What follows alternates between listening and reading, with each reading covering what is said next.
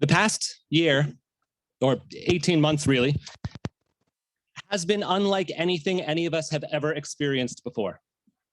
COVID has affected virtually every corner of the earth, with impacts ranging from simple inconvenience to the truly horrific. Without belaboring the statistics, life has been turned upside down. Last March, things we had previously thought to be priorities suddenly became unimportant as we wrestled with how to exist in the reality of sheltering in place. And for the months since then, we have continually been reassessing our risk tolerance. Along the way, each of us has had to struggle with finding a balance between our own individual freedom and collective well-being. And while it doesn't look like this will come to a close anytime soon, we can take respite in the spiral of Jewish time. Typically, Rosh Hashanah is observed through ritual and prayer in celebration of a new year and the anniversary of creation. It is a time to start anew and consider how we will be and what we will create in the year ahead. Perhaps this year all the more so, we need the reminder that a new world and new ways are possible. For while the world will almost certainly not be like it was in the before times, it can be a beautiful world nonetheless. And that means that now is our chance to move into the role for which we were, according to the Torah, literally made. We just heard Kesh chant the words of creation from the very beginning of the origin story according to Jewish tradition. And just a few verses beyond what she chanted, we learned that humans were made B'Tselem Elohim, in God's image, in the image of the world creator. And now is our chance to play our role as co-creators of the world. As we are made in God's image, we too can take part in the world creating act. And as we recognize this awesome power we have, we return to Jewish tradition, to this origin story we just read, to find lessons in how we might do that well.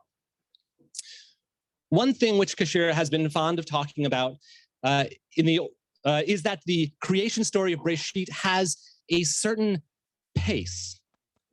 God is all powerful, right? The literal creative force of all existence, separating light from dark and land from sky. So why did it take 7 days? Why didn't it just happen in a snap of her finger, or whatever it is that serves for fingers for the all-powerful creative force of the universe? It's because for creation to be good, it has to be considered and happen at a certain pace. God made something and then stopped and reflected. And only then did she say it was good. God didn't try to make it all at once. She took it day by day, literally, making and reflecting, making and reflecting.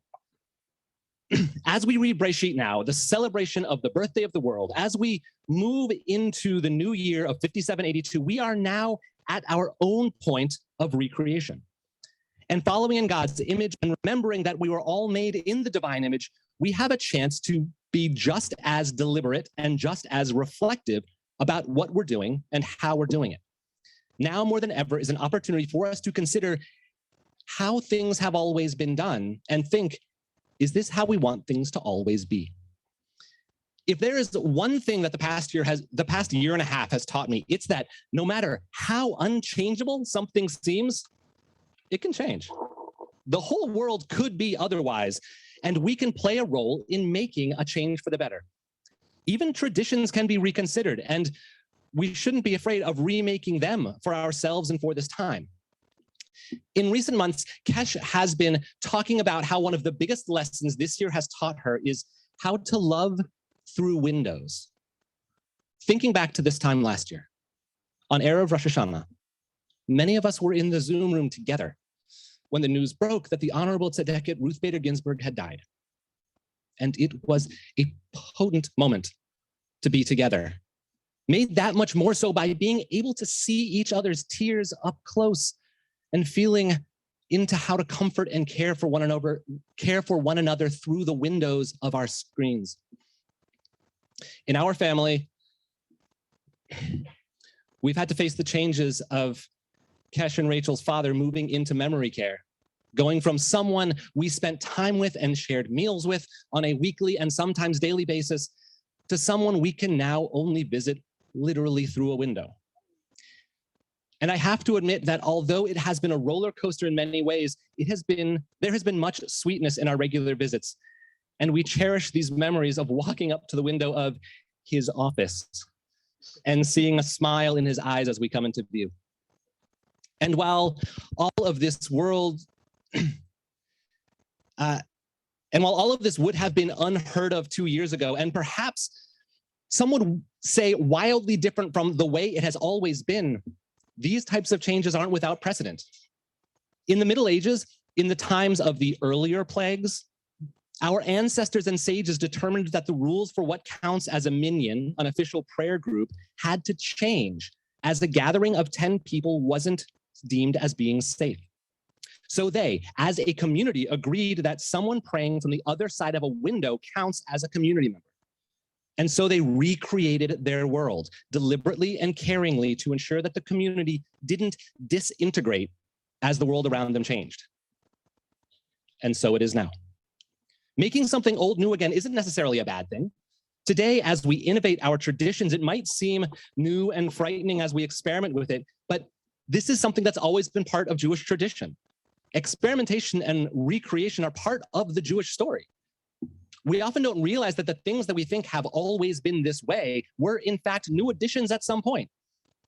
It's only over time that we think that this is the way it's always been.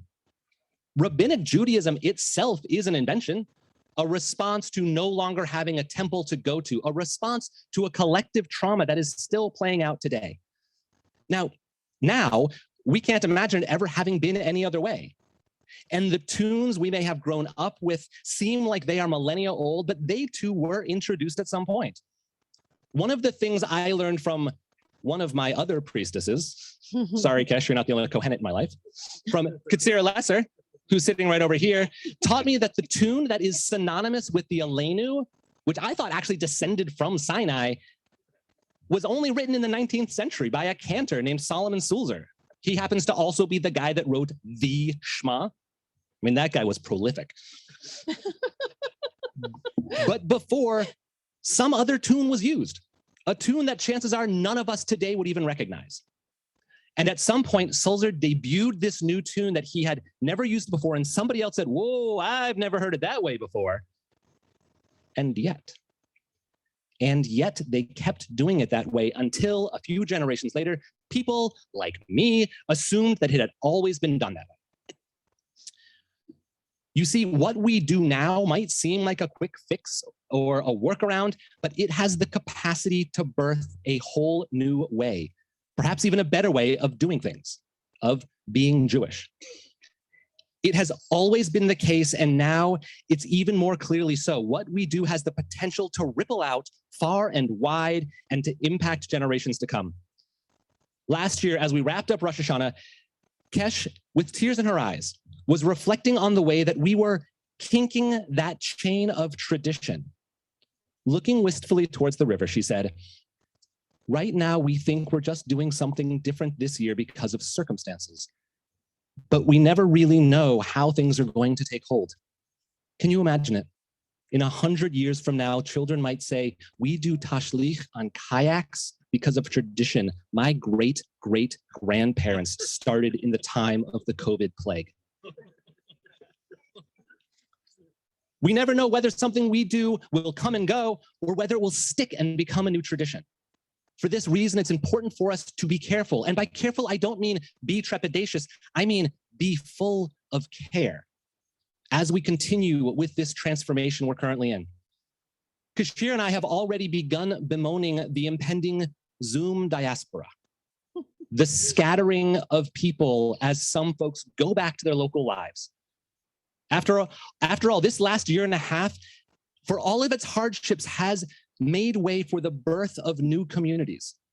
The advent of Zoom services and simchas, learning spaces and comments and moments for communal connectiveness have effectively overthrown the tyranny of distance and collapsed us all into one place and time. People who may have never had the opportunity to connect and build community have been able to be part of something that they've never been able to before. Additionally, we've gotten to connect with people who had previously not had access in the way that many of us do.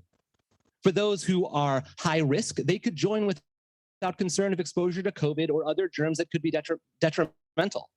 Those with chronic illness or anxiety, or God forbid, both, could join from the comfort of their homes and tend to their needs while they're with us. Those with disabilities didn't have to worry about ramps and closed captions. Those who don't drive at night didn't have to, and others who have historically been marginalized, trans and non-binary folk, people of color, fat people, were able to join without being scrutinized or subjected to microaggressions. Now, more possibilities are starting to open to us, and it's imperative that we be thoughtful and deliberate about how we proceed and try to keep ourselves from simply snapping back to the way that it had been. In addition to us leaving so many people behind, this also runs the risk of losing ourselves to the exhaustive pace that is our cultural norm. During the lockdowns and times of quarantine, we got a lot better at self-care and rebalancing our priorities. But as we move back into the world, we have the opportunity to extend what we learned to include greater levels of community care. This is a moment to be reminded that while progress sometimes means forward movement, at other times it means deepward movement. While our instincts might be to rush back into the world and make up for lost time, I want to remind us of the blessings of this time. This hybrid world we found ourselves in isn't all good and it isn't all bad. As Sarah says, it's yes and. And it has given some of us new windows through time and space that allow us to be included in ways we never could before, while it's left others of us feeling disconnected and isolated. Now we ask ourselves, how can we bridge these two worlds? How can we ensure inclusion, access, and connectedness by being together? How can we return to gathering in people without forgetting what others need in order to be with us? How can we make this a new world slowly in a way that will allow us to reflect on our work before rushing to the next thing? I don't want to overstate this, but I don't want to understate it either. What we are doing right now is no more and no less than remaking Judaism. We are innovating traditional rituals to bring them into resonance with the current moment, and in some cases, we're creating new traditions that may live on beyond our years. If you don't believe me, just look around. I don't know about you, but when I think about Rosh Hashanah, kayaking isn't exactly the first thing that leaps to my mind. And yet, as Kesh prophesied, it's starting to. Just by being here, we are changing Judaism ever so slightly. We are kinking that chain of tradition. We are choosing to be part of this new world making, and by being here, you are choosing to be part of it too. But of course, the question is, how are you going to continue beyond today? How are you going to continue being a partner in creation, taking the lessons learned from the past year and letting them inform your choices? We've seen how the pandemic has highlighted oppression, accentuated inequity, and shown us stark differences in access. Jewish tradition teaches us that it's incumbent upon us to respond, and that each of us has a role to play in making the world more just. What actions are you going to do to be part of that? How are you going to not continue to serve the status quo of the pre-pandemic times, but rather create a new world that enrobes each of us in dignity, that centers the experience of those who have been pushed to the margins, that makes sure that none of us fall through the cracks? Part of me wants to say, this is an opportunity, so don't squander it. And another part of me wants to say, I know you feel like you've lost so much, and you just want to get back to a sense of normality. So I'm going to say both. We have been granted an opportunity as we are making the new normal, and it will never again be the way that it was. So now we need to be thoughtful as we claim our roles of world creators, of remembering the pace of Breshit, to do and reflect, and then decide if it is good. Shana Tova. Thank you. Shana Tova.